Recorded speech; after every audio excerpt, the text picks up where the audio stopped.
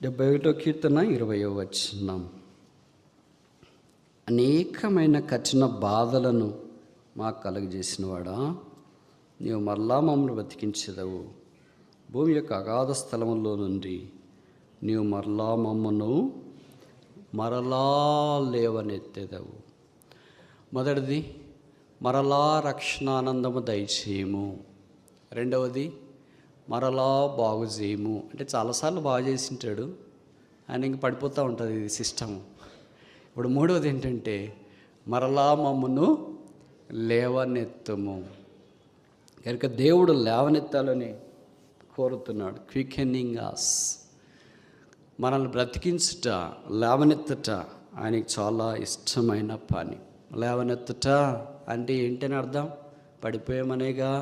ఎక్కడ పడిపోయాము, ఎక్కడ పడిపోలేదు చెప్తే ఎక్కడ పడిపోలేదు చెప్పడం